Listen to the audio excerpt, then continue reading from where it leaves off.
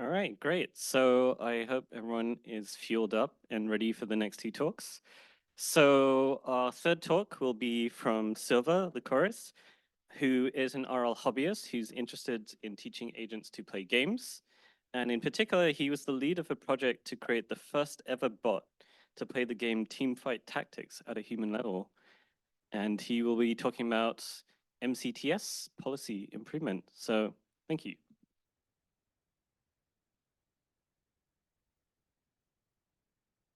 So yeah, Monte Carlo research policy improvement. How to ensure a policy improvement using search with Monte Carlo research. So to start off, a little bit of a delay.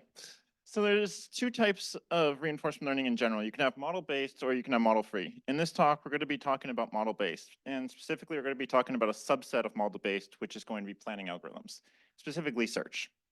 So why do we care about search at all? And we're going to start with a quick example in poker.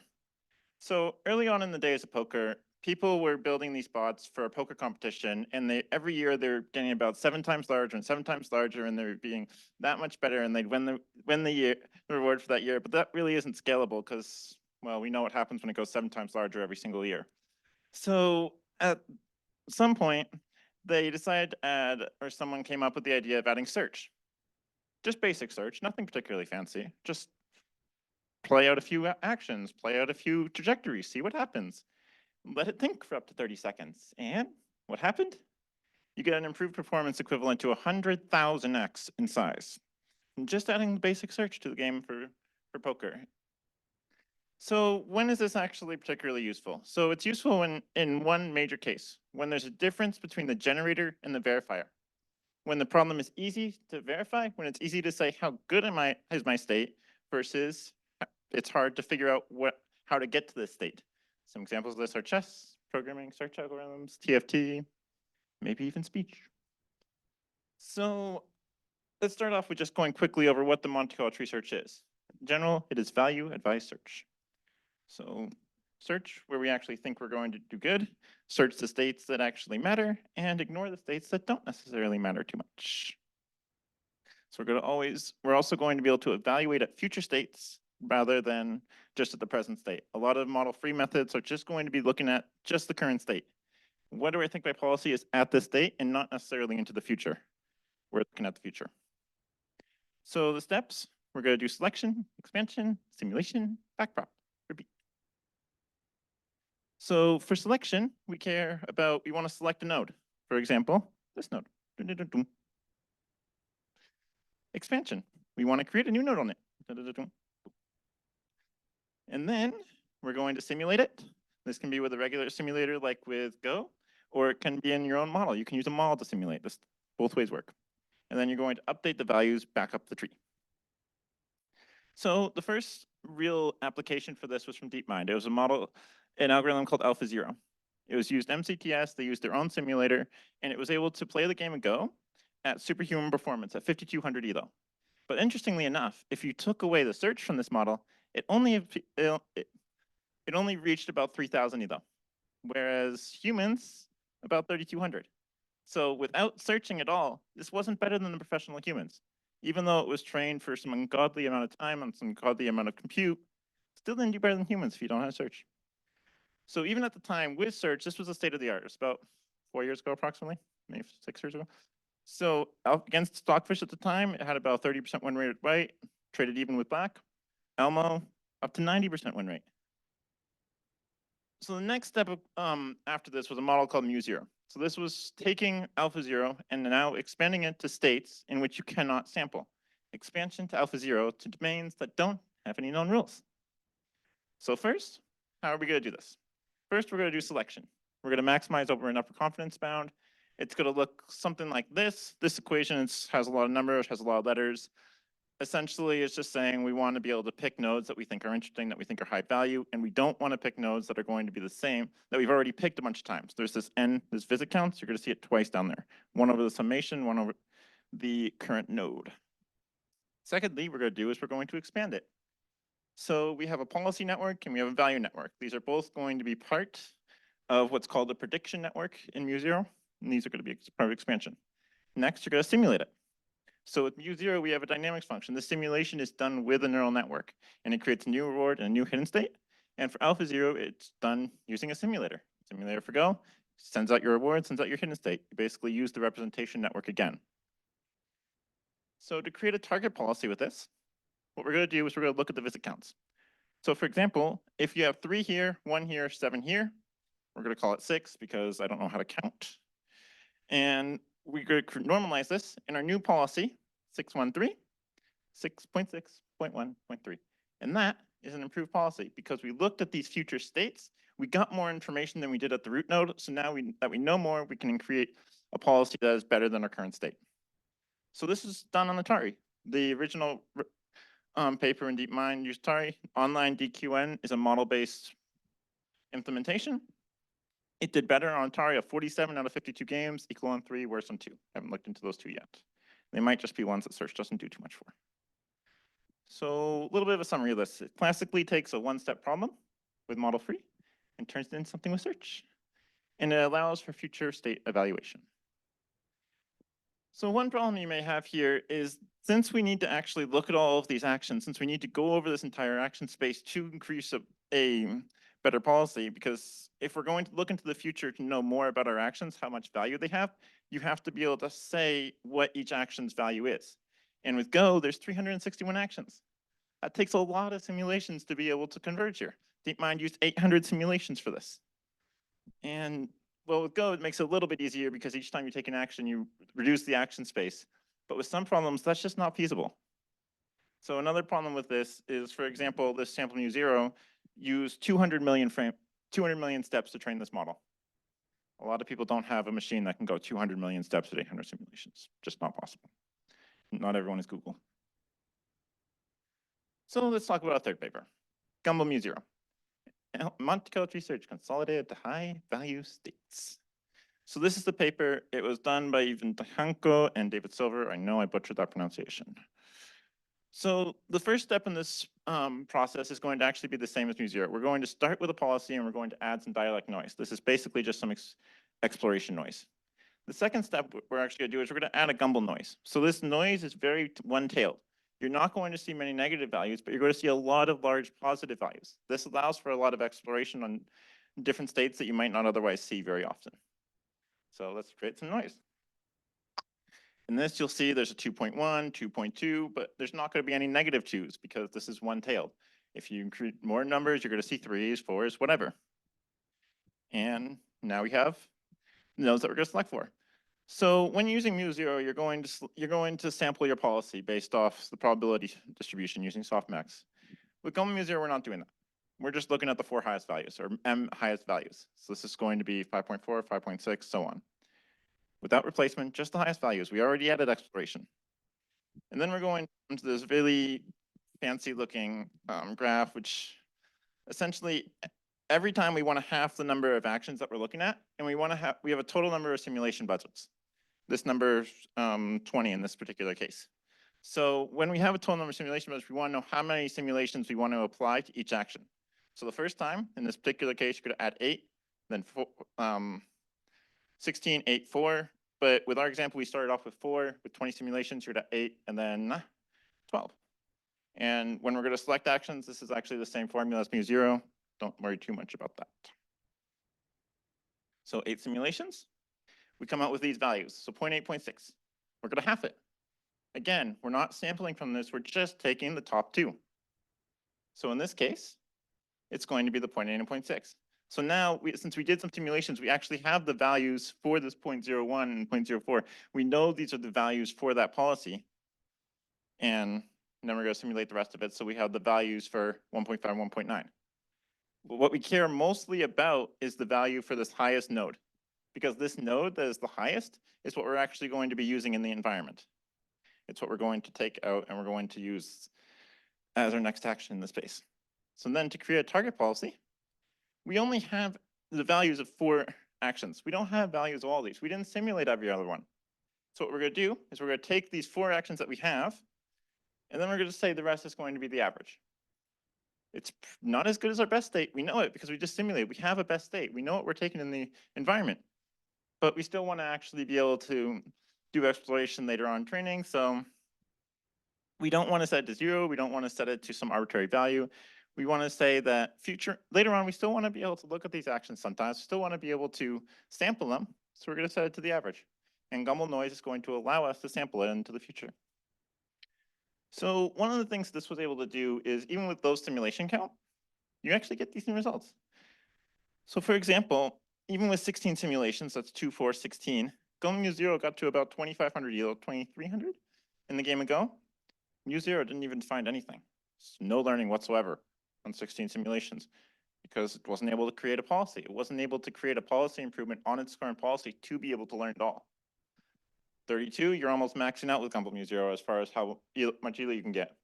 200, you're able to get a significant improvement with MuZero, but 200 simulations is beyond what a lot of people can do. Still, summary, target policy, we create an average, and it allows us to guarantee that we're going to get policy improvement each time. It allows us to guarantee that we're going to get exploration into the future, which is really important. And we never have any situations where only one action is being sampled due to a high value. In MuZero, you can sometimes have a state where only one action is very, very popular, where it only sees one thing, and it's only ever to sample that one thing. So all of your visit counts are going to be on that one node. And now you can't explore, now you don't have any exploration anymore because your target policy is saying, in this state, only look at that one place. It's not necessarily good in a lot of environments. So it allows for training on smaller simulation counts, as we saw. So teamfight tactics, let's go into something that I've been working on for quite a while now. So TFT is a game, it's by Riot, it's a strategy game. So what you do is you try to form comps, specific units are formed differently with other units. They each have traits, 2 traits, and you try to make comps that are as strong as possible. It's an auto battler, so every single round at the end of the round, all human input gets turned off, and you and another comp fight against each other. This is a non-Markovian process. There is some randomness to it, so no human input to there. So the objective in the game is last one standing wins. You lose health for losing every round. Start with 100, last person standing is the winner. Game mechanics. You can buy units, you can use resources like the gold, the EXP, and you form comps by moving the units from the bench to the board, and you can buy units from here, they go to the bench. Pretty simple in that sense. So each champion, they have 1 or more traits, typically 2. Each unit has a star, 1 to 3. Each unit has combat-related stats, like health, attack, magic resist, whatever, and they all have their own ability. And there's like 57 units in the game plus. I think it's 57 for the set I was working on. And they all have their own ability, so it's very hard. It can be very difficult to get an accurate representation of what that is. This game was created by Riot Games. So the set that we're using is going to be a set 4. If anyone's played the game, the current set is 12. Set 13 is coming out soon. Set 4 was about 4 years ago, and it's the set that had chosen units for anyone that played. So we have the entire game simulated minus the graphics. This is a graphic simulator that someone created, but I actually haven't really played around with it at all because for what I do, I just use Terminal. So since it's a simulator, we control everything. We control the RNG, we control the game structure, the abilities, whatever we want. If we want to turn down RNG, we can. If we want to turn it off completely, we can. If we want to make it a 1-player game, we can. Whatever we want to do. So why do we care about this in the research field? So the first off is it has a pretty large player base. 33 million users. This was as of September. Has an active competitive scene, $1 million. Actually, right now, today, is when the World Championship is happening, 6th to the 8th, weirdly enough. So it has a bunch of reinforcement learning challenges. It has a very long game time. It's a multi-agent setting. You have both short-term, long-term planning, a whole bunch of others, but regardless. So an average game lasts about 30 minutes. If you're looking at a simulated game, you're going to go about 250 to 500 steps per each agent per game. If you only give a true reward, which is the placement in the game, you're looking at 250 steps out at least before you actually get a reward.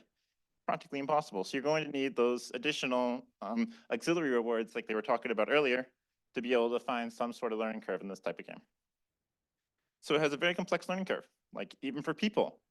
It's very hard to tell, like if I made one thing, if I did one thing in the game, if I did another thing in the game, like what is actually good. Go is somewhat like this.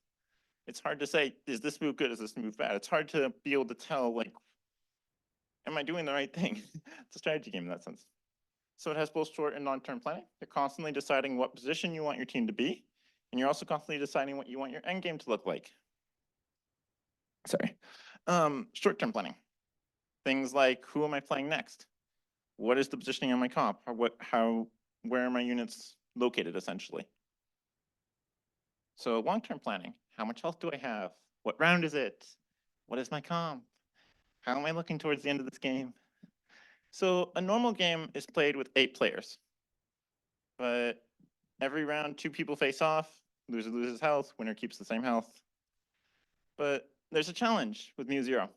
In multi-agent settings, both cooperative and adversarial, since MCTS is only planning for itself and other players, if you have chess, it goes you and then the other player, but since they're non-synchronous, you can do that. But MCTS is not built to model those other players. You can't model synchronous environments with a tree in this sense. So it's not going to be able to converge in multi-agent environments because of this property. So my first example today is one with single player TFT. So we're not going to look at multiplayer, we're just looking at one player. And we're going to be doing increasingly more powerful boards.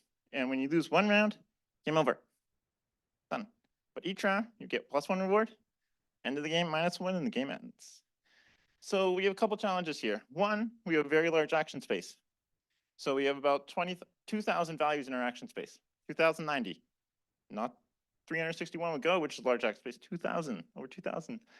Much of them are non-possible actions, but even if you look at just the possible actions, you're looking at around 1,100. So for the action set, you have do nothing. You have reroll, which is down here. Refresh, which takes all those champions in the swap and gives you new ones. You have IXP, which higher level or better units, whatever. Buy units to be able to play.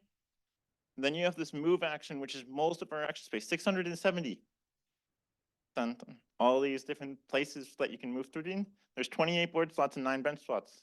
All of those are fair game for the movement actions. Same thing with move items. There's 10 bench slots in the items, 28 on the board, 9 on the bench. All fair game. 370 possible there. So sell units, 9 possible. So you have a very large state space as well.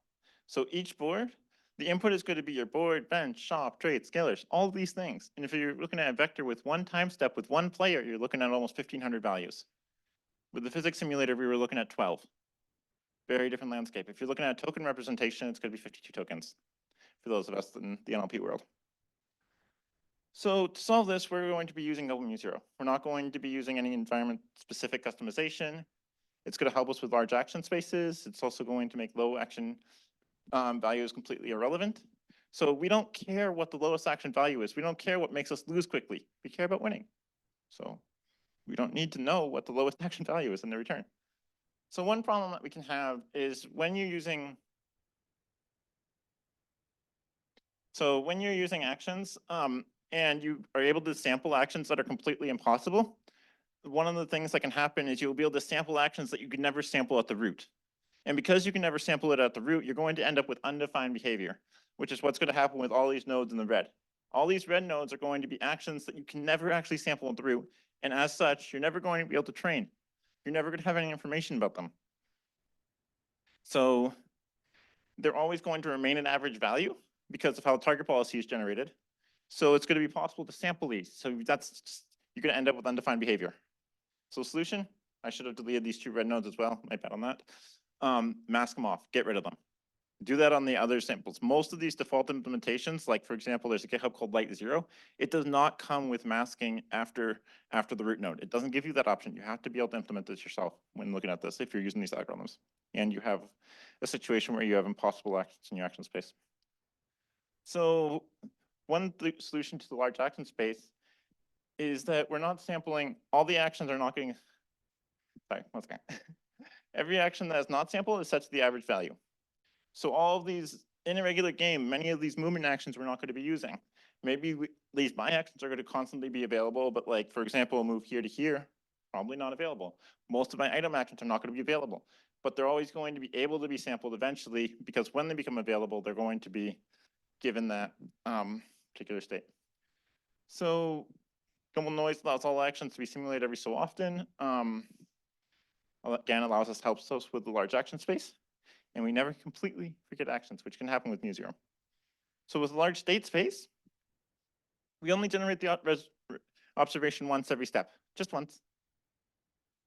And we only run the representation network once, just once. So here's where the awkward part comes. I haven't actually gotten to the point where I have enough compute where I've eliminated all of the randomness. So normally with reinforcement learning, with a lot of problems, you need a Markov decision process. You need a full, either partially observable or observable Markov decision process. In this environment, as it stands, is not one. And it's kind of my issue. So when I look at these results, some of them, for example, this average game length is telling us how well the bot did over around 8,000 batches, so about 4 million steps. Mine didn't actually improve all that much. Furthest round reach, it reached 13 rounds, which is a normal player could probably reach 20, 21. Same thing, target value was constantly going up and down, which means it's like, it's not really sure what it's looking at, so we don't necessarily know where we're going. Same thing, keeps on thinking, oh, I learned something, oh, I learned something, and then each time it gets into a new space, you're not going to be able to see what it's doing, and it's jumping up and down, doesn't really see anything. So a little bit of a summary. The actual space is too large, visit training methods are not guaranteed. The simulator is too expensive or has non-Markovian states.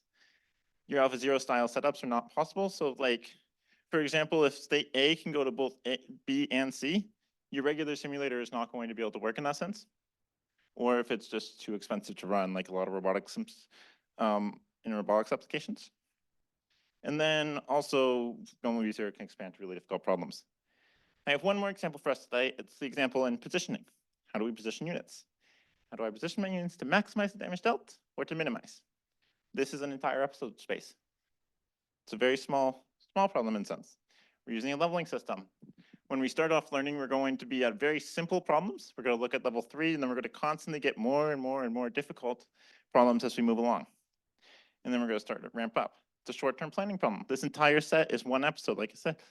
It's going to have a maximum and minimum episode length of 12. You're only ever going to have 12. The reward is always going to be at the final step. And the board position is the entire episode. So because we have those states, we have some of the same problems. Input requires both you and your opponent's board. Again, it's the same game, so we have the same problems.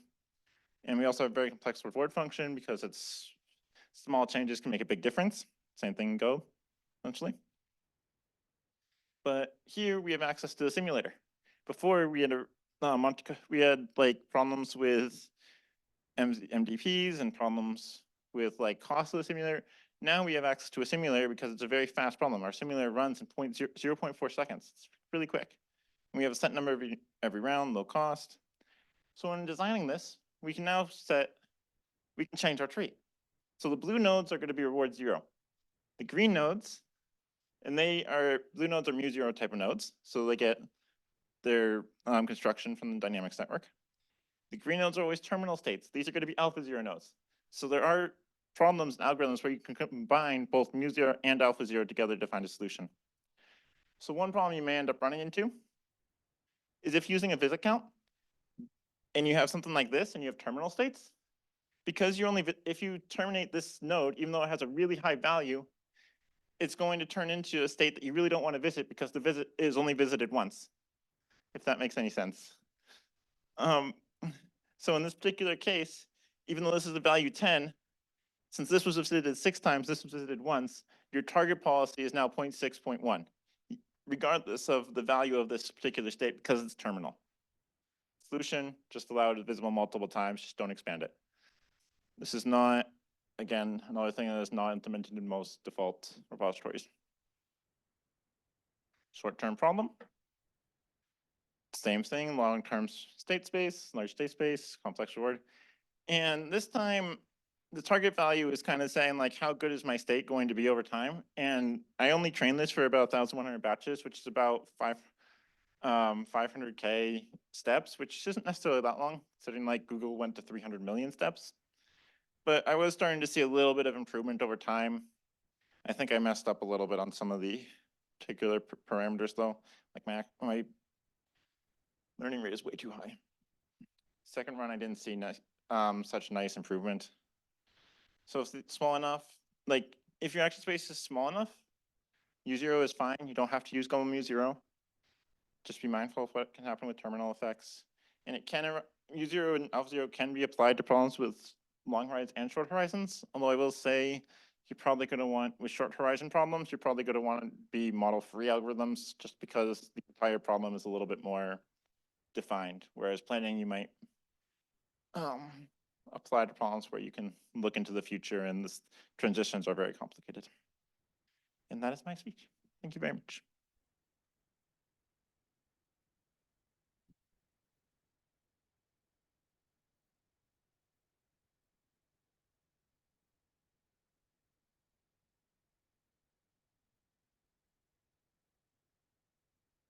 Oh, thank you for nice talk. I'd like to ask the your task number one single player SFT. Yeah. I'd like to ask how many simulation steps did you allow Oh, for evaluation? So since I mean, so this one, I sort of cheated a little bit. I only put it at 10 simulations. I did 4 actions available and only 10 simulations, which is, in hindsight, probably not enough when your action space is 20 or 2,000 values. But yeah, I did 10 simulations and 4. in training or in Yeah.